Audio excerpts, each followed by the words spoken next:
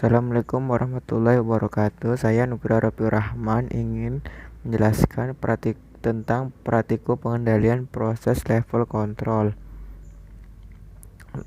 Untuk tujuan praktikumnya yaitu 1. Mengetahui cara kerja PCT40 level kontrol. 2. Untuk mengetahui kontrol level mode PID controller menggunakan PSV.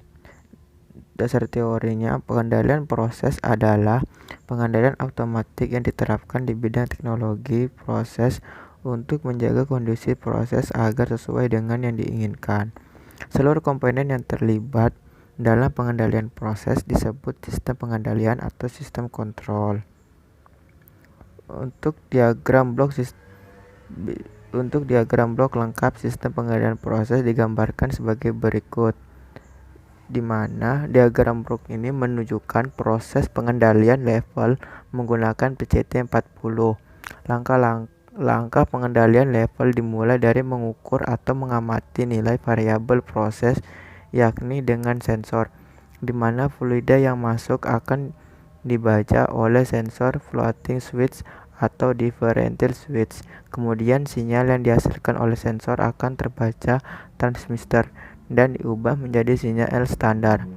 Sinyal pengukuran dihasilkan oleh transmitter akan dibandingkan dengan set point, yaitu ketinggian level. Dari hasil perbandingan antara sinyal pengukuran dan set point akan dihasilkan error, yakni selisih antara set point dengan variabel proses dengan menggunakan PC. Untuk alat dan bahan, alat yang digunakan adalah PCT40 level control dan bahan yang digunakan air PDAM. Untuk prosedur kerjanya, kontrol level mode PDAP controller menggunakan PSP. 1. Memasang selang penghubung dari output PSP ke konektor yang terdapat pada bagian bawah tangki proses. 2. Menjalankan program PCT40 dan memilih selection 2 level control inflow. Pada menu sampel, pilih configure atau set pada automatic sampling dengan interval 10 second dan continuous duration.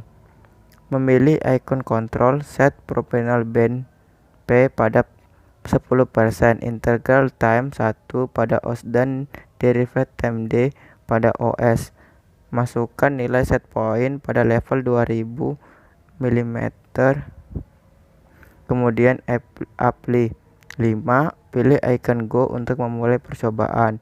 6. Amati respon yang terjadi saat set point tercapai.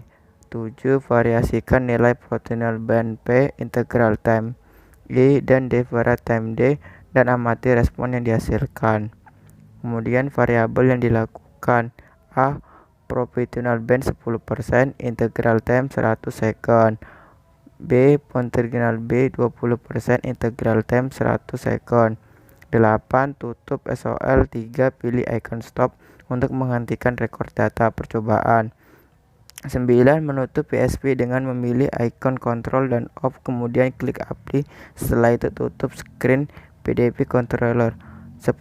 Buka grafik dan tabel data. Buatlah analisa dari kondisi operasi dan data direkod selama percobaan. Buat optimal nilai PID yang paling ideal untuk setiap kondisi dalam percobaan.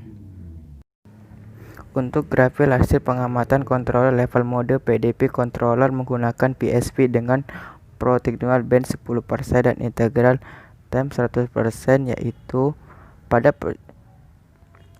percobaan pertama ini dengan proportional band 10% dan integral time 100 second dengan derivatinya 0 second. Pada percobaan pertama terjadi